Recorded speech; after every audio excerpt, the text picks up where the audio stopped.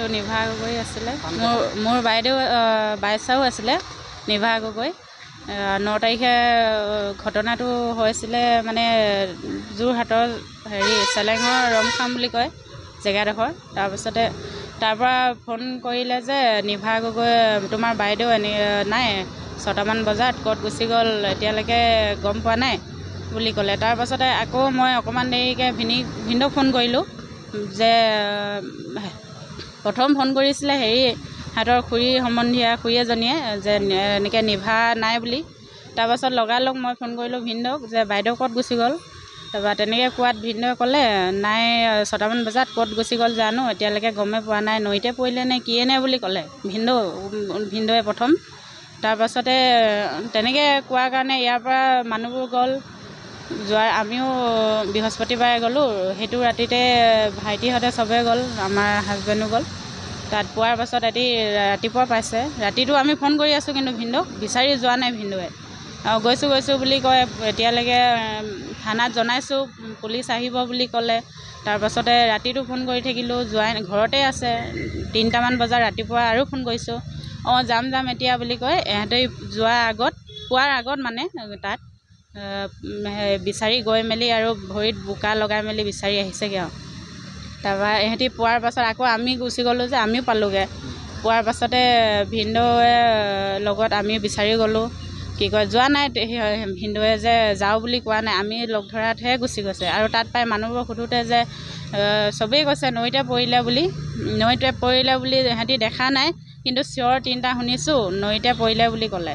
তেনেকৈ কোৱাৰ কাৰণে চবেই মানে নৈত পৰিলে, নিজে আত্মহত্যা কৰিলে বুলিয়ে ভাবি আছিলোঁ।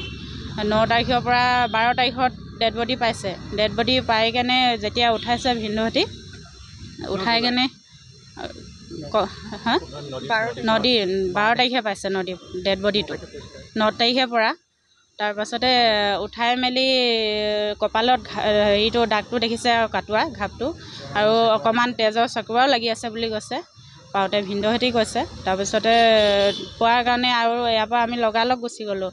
ডেড বডি পোৱাৰ পাছত কপালত ঘাপটো থাকিও সিহঁতৰ মানুহে যে ডেড বডিটো এতিয়ালৈকে আজিলৈকে মানে সিহঁতৰ ঘৰৰ মানুহে আত্মহত্যা বুলিয়ে কৈ আছে, নিজে মৰিছে বুলি কৈ আছে। কোনো মানে নিজে আত্মহত্যা কৰিছে কপালৰ ঘাপটো দেখিও সিহঁতে বা কোনোবা মাৰিছে বুলি সিহঁতি কোনো আইন প্ৰশাসনৰ মানে ব্যৱস্থা লোৱা নাই। সিহঁতে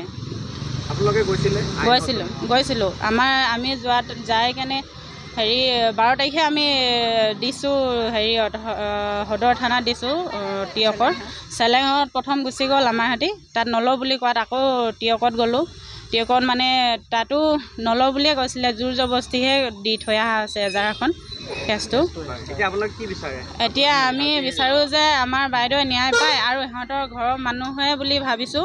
কেলে নেকি এতিয়ালৈকে সিহঁতৰ ঘৰৰ মানুহে কোনো এতিয়ালৈকে আইনৰ মানে নাই লোৱা, সহায় নাই লোৱা। মানে ইয়াৰ পৰা ফোন কৰিলেও মানে আৰু তাৰ যিটো চেলেংহাটৰ ICU সেইটোৱে ICটোৱে মানে যিটো নাম্বাৰ দি আহিছিলে সেই নাম্বাৰটোত মানে ইয়াৰ পৰা যেতিয়া PM ৰিপৰ্টটো মানে পালে মানে খবৰ কৰিম বুলি কয় কেনে বা আপোনালোকেও খবৰ লৈ থাকিব বুলি কয়, যিটো নাম্বাৰ দি আহিছিলে সেইটো নাম্বাৰত আমি ইয়াৰ পৰা ফোন কৰি থাকিলেও ফোন নকৰে। তাৰপাছতে